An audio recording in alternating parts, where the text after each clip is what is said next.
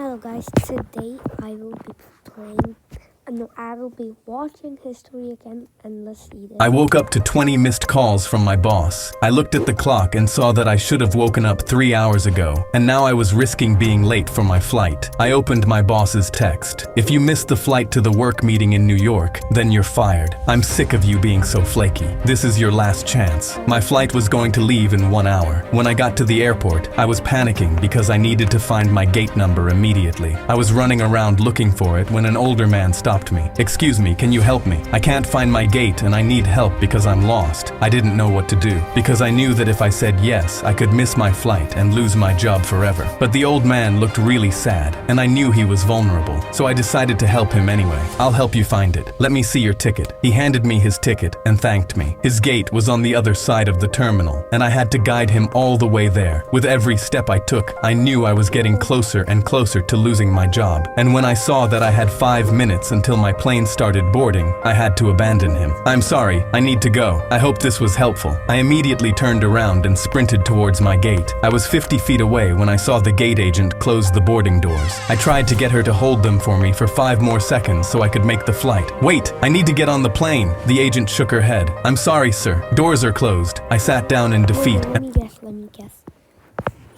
The flight is going to take off and then it'll crash. Watched my plane pull away from the gate. I felt my phone buzz, a text from my boss. "Did you make the flight?" I didn't know how to tell him that I wasn't going to make it. I put my head in my hands, thinking that everything was doomed. But 30 minutes later, everyone started screaming. I looked up. People were running to the windows crying. Others were covering their mouths, gasping loudly. Every TV screen in the terminal switched to breaking news. I saw the headline and couldn't move. It was showing the plane I was supposed to be on had crashed after takeoff with no survivors. The realization hit me. If I hadn't stopped to help the old man find his gate, I would have made the flight and I'd be dead. Then my boss called me. I answered. He yelled, "Did you make it on the flight?" My voice cracked. Wait, if he answered, how would he make it on the flight? "No, thank God," he sighed in relief. "I don't even care about the meeting anymore. I'm just glad you're alive." While I was at the zoo, someone yelled, "Oh my God, he's gonna fall in." I turned around. "What? Who?" I realized my son Tommy wasn't next to me, and that's when I saw where she was pointing. He was climbing over the top of an enclosure. Okay. I'm sorry.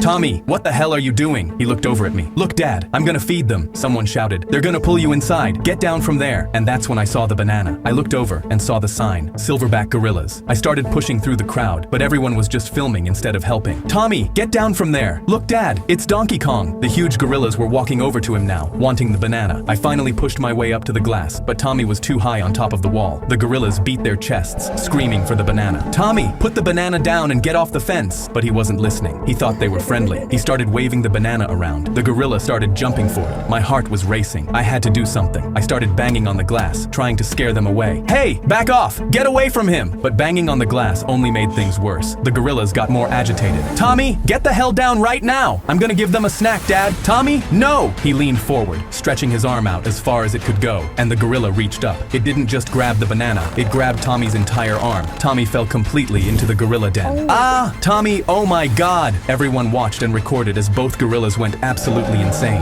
The zookeepers finally ran in, but just as I thought they were gonna save my boy's life, one of the zookeepers yelled, "Hey, stop, drop the banana." They completely ignored my son, and just as the gorilla held the banana above his mouth, they screamed, "Stop!" Tommy started crawling toward the zookeepers, reaching out for help, but they literally stepped around him, like he wasn't even there. "What are you doing? Save my son!" The gorilla almost took a bite, but the zookeepers fired tranquilizers. It immediately fell over and hit the ground, and Tommy ran outside crying. I turned to the head zookeeper. "What the hell was that? Why didn't you save my son?" The zookeeper had the audacity to look annoyed. "Sir, a regular banana can contaminate these gorillas. Do you know how expensive they are?" I couldn't hold back. I swung at the zookeeper's face, blood going everywhere. I didn't think that would be enough to put him into, but he deserved it, because Tommy can't even look at a banana anymore without having a panic attack. Connor shoved me into the lockers, same as every morning, and my books hit the floor. I picked them up and started walking. "Pathetic," he called out behind me, but I put my head down and continued walking to first period. Nobody knew I could have put him in a hospital anytime I wanted. I was halfway through first period when my phone buzzed under my desk. A text from my best friend. "That voice message you sent me last night leaked. They're playing it in the cafeteria. Run." By the time I got there, half the school was already inside. Circled up, phones out. Then I heard my own voice coming through the speakers. The message I'd sent at 2 in the morning. "I'm tired, bro. I'm so tired of pretending this doesn't hurt." The crowd erupted. Someone spotted me at the door and yelled, "There's the punching bag." Connor walked to the front with his arms crossed. "Don't touch that speaker. I want everyone to hear this." My voice kept going. "Connor pushes me every single day and I don't do anything. Everyone thinks I'm weak." Connor took a bow. Then my voice changed. "What nobody knows is I've been boxing since I was 6. My brother was a Golden Gloves champion. He trained me every single day. I could end Connor anytime I want." The laughter died and Connor's arms dropped, but the message kept playing. "But I won't, because Connor's dad is the drunk driver who killed my brother 2 years ago." The cafeteria went dead silent. I sat at his grave and promised him I'd never let what happened turn me into someone he wouldn't recognize. The speaker crackled and the message ended. Someone pulled up the article and read my brother's name out loud. "Darnell." Connor stepped backward. I didn't know. I swear I didn't know. But the crowd was already closing in. They circled him the same way they'd circled up to laugh at me. Someone started chanting, "Fight, fight, fight." The whole cafeteria picked it up and every phone came up as the crowd split and I walked straight toward him. Connor's hands came up. He thought this was it. I stopped in front of him, held out my hand, and the chanting died. He stared at it, and then so did everyone else. He took it, and I pulled him in and held tight. "You're not your father." I felt him break, his whole body shaking against mine. The toughest kid in school crying into the shoulder of the kid he'd been shoving into lockers for 2 years. I let go, turned, and walked out. The crowd split to let me through, and nobody said a word. I kept my promise. I brought my dad's war medal to a pawn shop, and the owner tased me. My dad passed away 2 months ago, and I needed rent money. I set the medal on the counter and asked what it was worth. In a thick Russian accent, he asked where my dad got it. I told him a Russian oligarch gave it to him years ago. He asked where my dad was born. I cut him off. "Indiana, just tell me what it's worth." He said, "Let me check," and walked into the back. I could hear him on the phone, same accent but faster. He came back holding something behind his back. An electrical current ripped through my body and I hit the floor. He grabbed the medal off the counter and bolted out the back. I chased him into the alley. He was old and I was faster. He made it to his car, locked the doors, and cranked the engine. I put my elbow through the driver's window, grabbed his collar, and reached for the keys. He floored it and dragged me half a block with my feet scraping the asphalt. I bit his cheek,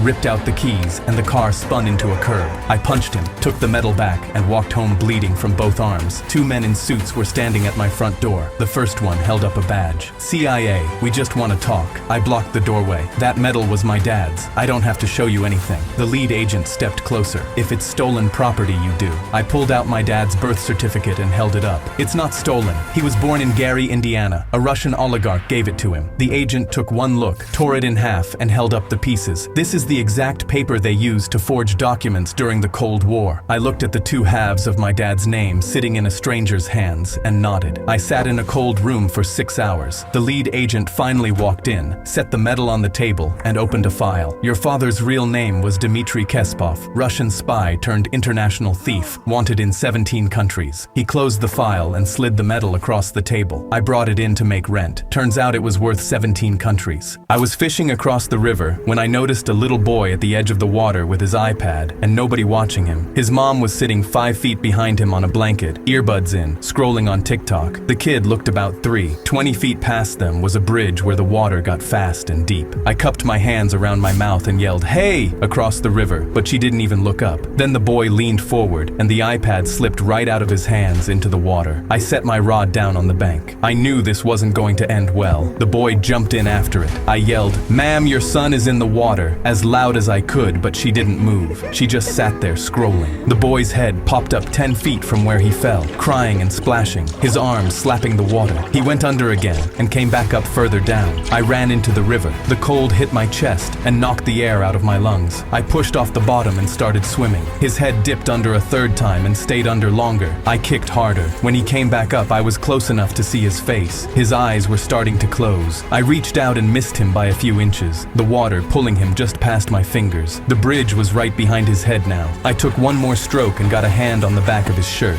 The river tried to take us both, and for a second I thought it would. I kicked off the bottom and dragged us sideways out of the current, coughing up water, the boy crying into my shoulder. I carried him to the shore and walked up to her. She finally looked up, saw a soaking stranger holding her son, and started screaming, "My baby! My baby! He's trying to take my baby!" baby!" She hadn't heard me scream across the river, but suddenly she found her voice. I called 911. The cops showed up and she was still screaming when they put the cuffs on her. A CPS worker showed up a few minutes later and lifted the boy out of my arms. As they walked the mom to the cruiser, her phone still in her hand, I lifted my middle finger and yelled, "You can tick on this." Me and my grandma were watching a gaming compilation on YouTube when she looked This is going to be good. me and said, "I used to love games as a child. I'm gonna become the best gamer in the whole retirement home." I laughed, but she smirked. "Watch me." The next weekend, she bought a gaming PC. But instead of getting a regular pre-built like I recommended, she spent the afternoon researching what she called the meta. Better RAM for faster load times, a 240 Hz monitor, and a gaming chair that she said every pro in the world uses. By that afternoon, she was grinding aim training games with a sticky note on her desk of target accuracy percentages. That evening, after 36 games, she got her first kill. By the end of the week, she got her first victory royale and rewarded herself by ordering a mic so she could talk to other players. Saturday afternoon, she watched me and my friend playing squads and asked to jump in. I laughed, but then she dropped 10 kills in the first match. She taught Tom which snipers are best for which distances and rewrote my controller layout so I could build faster. During one game, it was down to 2 players. The kid on the other side pulled up his mic. "Yo, Grandma, you're way too old for this. I'm gonna send you to the retirement home." But then Grandma dropped him with a single headshot. I heard the kid start tearing up, and Grandma held the button on her mic. "Cry harder." Me and my friend died laughing. That's when a local tournament popped up. Grandma asked if we wanted to sign up. Tom and I said yes, and Grandma carried us to 3rd place. She walked out of the room smiling with her headset still on.